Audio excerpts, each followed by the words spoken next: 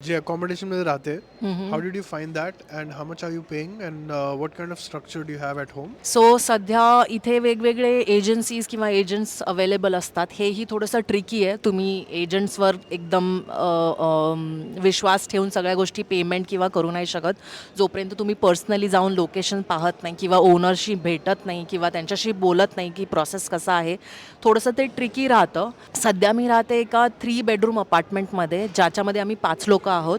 आम्ही per apartment is like per room 2 जणांचा आहे, तो 2 शेअरिंग. सो माझं रेंट आहे 500, जे की दोघींचं मिळून आम्ही €1000 भरतो महिन्याला. तो आमचा शेअर्ड रूम आहे. बट बिकॉज इट्स 3 अपार्टमेंट, तर बाकीचे आणखीन 3 लोकं आहेत. तर असे टोटल आम्ही 5 जण राहतो. आणि ते पण मला एजंटकडून मिळाला आहे. तो त्यांचे प्रोसेसिंग फीज वगैरे असते, त्या पण थोड्या गोष्टी ट्रिकी राहतात. कारण की जे ते कॉन्ट्रॅक्ट्स वगैरे बनवतात ते सगळे जर्मनमध्ये असतात. ते आपल्याला वाचता येत नाही. मग थोडंसं डिफिकल्ट होतं की लायबिलिटी इन्शुरन्स म्हणा, एक कॉन्सेप्ट आहे लायबिलिटी इन्शुरन्स, मेडिकल इन्शुरन्स किंवा क्लेम्स सोबत जो असतो तो, की ब्रेकेज कव्हरेज किंवा जर काही झालं विथ द ओनर किंवा अशा खूप काही गोष्टी लीगल टर्म्सवर कन्सिडर कराव्या लागतात, जे की आपण आणखीन एक लॉयरचे जे कॉस्ट वगैरे असतात त्याचं पण एक वेगळं इन्शुरन्स येतं. त्या सगळ्या गोष्टी आपल्याला थोडंसं माहीत करून येणं गरजेचं असतं, की आपल्याला कदाचित ह्या सगळ्या ज्याची मे बी 3 किंवा €4 मंथली किंवा €12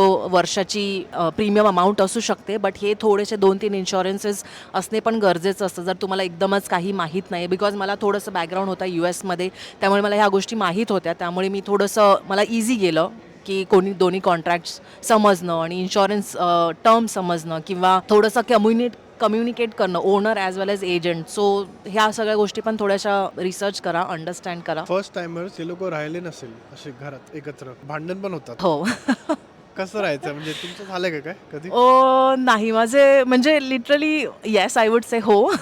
पहिल्यांदा मी जेव्हा आले तेव्हा मला इतकं, मी US मध्ये खरं सांगू तर मी 2 BHKमध्ये माझं प्रायव्हेट रूम, मास्टर बेडरूम होता, सेपरेट माझं स्वतःचं वॉकिंग क्लोजेट होतं, बाथरूमही स्वतःचं होतं. त्याच्यानंतर मी जेव्हा इथे आले, 12 लोकांच्या सोबत राहत होते एका घरात.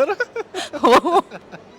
आणि म्हणजे लिटरली असं झालं होतं की ओ गॉड, हे काय, म्हणजे कोणाचे चमचे हरवतात, कोणाचे पॅन सापडत नाही आहेत, कोणी कपडे धुवायला टाकलेत तर ते काढत नाही आणि आपल्याला वेट करावं लागतं. तर हो, ह्या थोड्या गोष्टी डिफिकल्ट होतात, बिकॉज आपण सगळे वेगवेगळ्या बॅकग्राऊंड्समधून असतो आणि सगळ्यात इम्पॉर्टंट, आपल्याला घरी ह्या सगळ्या गोष्टींची सवय नसते. स्वतःचं भांडी धुवायची आहेत किंवा कपडे धुवायचे आहेत, ते वाळवायचे आहेत किंवा सुकवायचे आहेत, तेही खूप गरजेचं आहे. ह्या गोष्टी आपण शिकून येत नाही. बट हो, आधी मला थोडं डिफिकल्ट गेलं 12 लोकांसोबत एकत्र राहणं. त्याच्यानंतर मी थोडंसं म्हटलं की नॉट पॉसिबल. तर मी थोडंसं म्हणजे अपार्टमेंट पाहिलं ज्याच्यामध्ये कमी लोक आहेत. बट ओव्हरऑल अशीच कंडिशन आहे. तुम्हाला असंच राहावं लागेल खूप जास्त लोकांमध्ये किंवा शेअरिंगमध्ये किंवा असं स्पेस थोडंसं क्रंच आहे आणि थोड्याशा डिफिकल्टीज होतात राहायचं म्हटलं तर.